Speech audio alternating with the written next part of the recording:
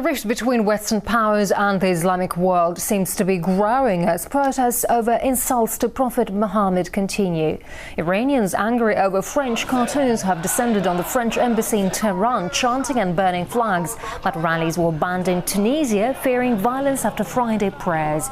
In Pakistan, thousands clashed with police, furious over the US-made anti-Islam film.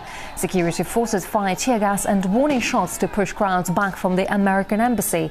Some 50 people have been injured. Pakistani TV channels are showing clips of President Obama denouncing the film, which it's hoped will calm the protesters. But as RT's Gaina Chichikan reports, many believe Washington's efforts in the region seem counterproductive. As anti-American fury rages on across the world, it also raises the question whether Washington's efforts to export democracy to Muslim nations have instead radicalized the region.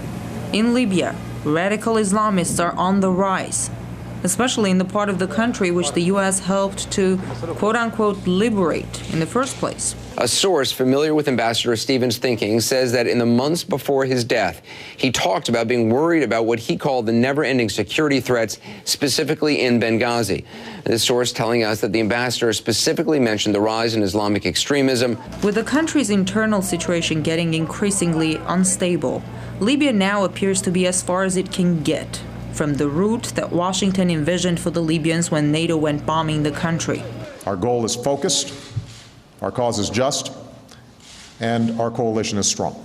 Having also cheered on the revolution in Egypt, the Obama administration is now unclear whether they ended up with a more friendly or a more hostile country. I don't think that we would consider them an ally, but we don't consider them an enemy. But looking at their flags burning and mobs chanting "Death to America," many Americans ask themselves, doesn't the widespread unrest in the Muslim world mean the president's policies there are flawed or maybe dangerously naive? I don't think it requires a degree in atomic physics to grasp the reality that in the Islamic world, democratization means Islamization. I believe that the US State Department and the policymaking community in Washington were blinded by their own ideological blinkers.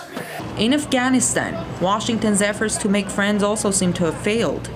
Afghan police and soldiers have killed more than 50 US and coalition troops this year alone. And many of the attackers have been trained and armed by the US.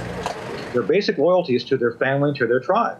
You're not going to upset and change 2,000 years of cultural momentum. You can influence it, but you cannot change it.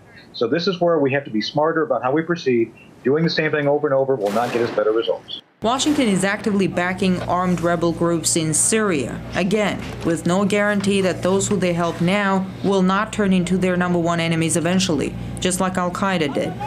It may be that the U.S. sees its mission as one where it has to intervene wherever it can. But the strategy has been shown to backfire time and time again, with the U.S. ending up supporting forces who then turn their arms against America. In Washington, I'm Ganesh Chekan.